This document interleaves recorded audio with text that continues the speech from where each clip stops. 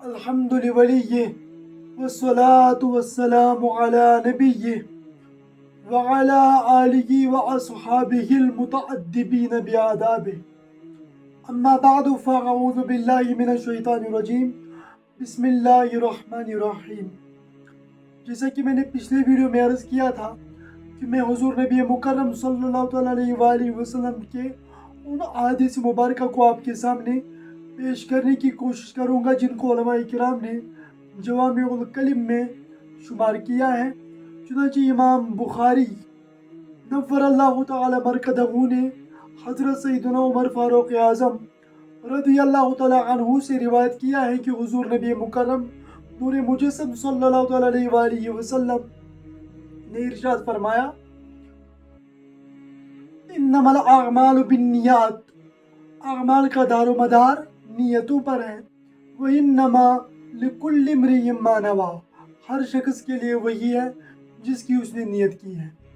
یہ حدیث پاک بڑی اہمیت کا حامل ہے، یہاں تک کہ امام بدر الدین عینی رحمہ اللہ تعالی امام قاضی عیاض کے حوالے سے فرماتے ہیں کہ علماء فرماتے ہیں کہ ان ھذا الحدیث ثلث الاسلام، یہ حدیث ایک تہائی اسلام ہے، اسلام کا تیسرا حصہ ہے. اس کی وضاحت کرتے ہوئے امام بدر الدین عینی فرماتے ہیں کہ یہ حدیث ثلث اسلام یعنی ایک تہائی اسلام اس وجہ سے ہے کہ اسلام کے احکام قول، فعل اور نیت کے ذریعے سے ادا کیے جاتے ہیں. تو یہ حدیث پاک نیت پر مشتمل ہے، یعنی کہ ایک ثلث پر یہ حدیث پاک مشتمل ہے. امام طاہر بن محفوظ رحمہ اللہ تعالی نے اس حدیث کو دین کی بنیاد قرار دیا. چنانچہ فرماتے ہیں: عمدۃ الدین عندنا کلمات، عمدۃ الدین عندنا کلمات اربع من کلام خیر البریہ، ہمارے دین کی بنیاد حضور نبی مکرم صلی اللہ تعالی علیہ وآلہ وسلم کے 4 فرامین پر ہیں. اتق الشبہات وازہد ودع ما، اتق الشبہات وازہد ودع ما لیس یعنیک واعملن بنیہ. ان 2 اشعار میں امام طاہر بن محفوظ نے 4 احادیث مبارکہ کی طرف اشارہ فرمایا. ان میں سے ایک یہ حدیث پاک ہے انما الاعمال بالنیات، کہ نیت پر اعمال کا دار و مدار ہے. باقی 3 احادیث مبارکہ کی وضاحت انشاءاللہ دوسرے ویڈیوز میں آئے گی انشاءاللہ تبارک و تعالی.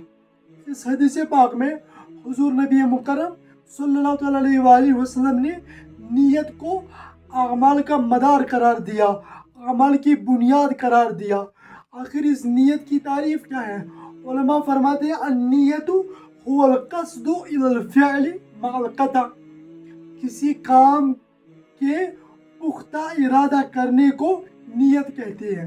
شریعت میں القصد الى العبادہ یعنی عبادت کا پختہ ارادہ کرنا، اس کو شریعت میں نیت کہتے ہیں. یعنی کہ جب ہم کسی عبادت کو کرنے کا ارادہ کرتے ہیں، اس پختہ ارادے کو نیت کہتے ہیں. چونکہ اس نیت پر اعمال کا دار و مدار ہے، یعنی اعمال کا ثواب تبھی مل سکتا ہے جب ہماری نیت درست ہو. اگر ہماری نیت اللہ تعالیٰ عز و جل کی رضا ہو، اگر ہمارا مقصد یہ ہو کہ ہم سے اللہ پاک عز و جل راضی ہو، ہم خالصتاً اللہ تعالیٰ عز و جل کے لیے عمل کریں، تو اس پر اللہ تعالیٰ عز و جل ثواب عطا فرمائے گا. اگر خدا نخواستہ ہماری نیت میں بگاڑ آ گیا تو اس عمل پر ثواب کے بجائے عذاب مل سکتا ہے.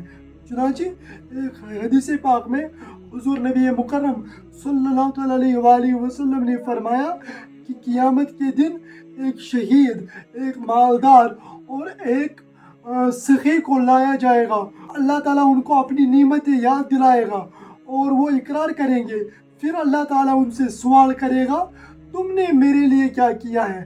تو سخی کہے گا: میں نے تیری راہ میں مال خرچ کیا. شہید کہے گا: میں نے تیری راہ میں اپنی جان قربان کر دی. عالم کہے گا: میں نے رات دن تیرا قرآن پڑھا اور پڑھایا. اللہ تعالیٰ فرمائے گا: تم جھوٹ بول رہے ہو، تم نے مال اس لیے خرچ کیا کہ تمہیں سخی کہا جائے, تم نے جان اس لیے دے دی کہ تمہیں شہید اور بہادر کہا جائے, اور تم نے دن رات قرآن اس لیے پڑھایا, سیکھا اور سکھایا کہ تمہیں عالم کہا جائے, تمہیں استاد کہا جائے. وقت قیل, وہ تو کہہ لیا گیا, جس چیز کا تم نے ارادہ کیا وہ تمہیں مل چکا ہے. لہذا آج ان کے لیے حکم اللہ تعالیٰ فرمائے گا کہ ان کو جہنم میں ڈال دیا جائے. نعوذ باللہ من ذالک. یعنی اللہ تعالیٰ عز و جل نیت کی وجہ سے کسی کو جہنم میں داخل کرتا ہے, کسی کو جنت میں داخل کرتا ہے.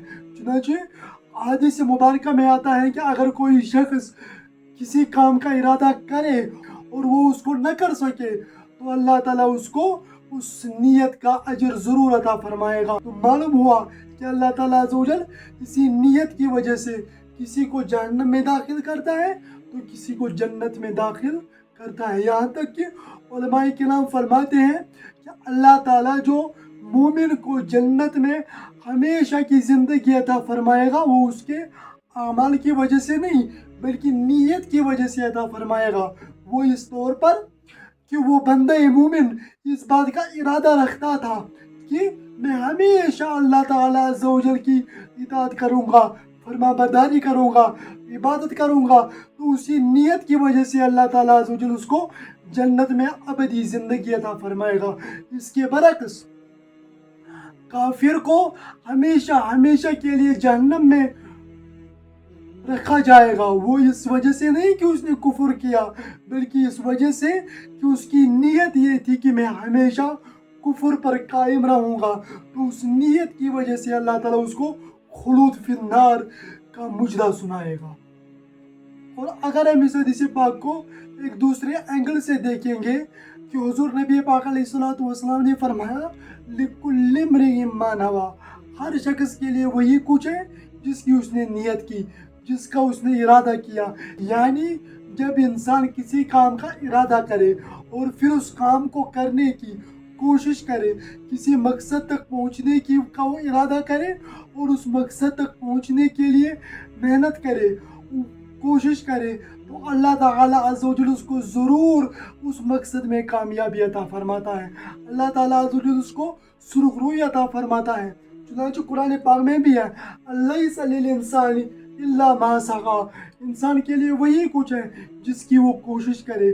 تو جب انسان کوشش کرتا ہے, جب انسان کسی کام کا ارادہ کرے اور اس کے لیے کوشش کرے اور ڈھنگ سے کوشش کرے تو اللہ تعالیٰ عز و جل ضرور کامیابی عطا فرماتا ہے.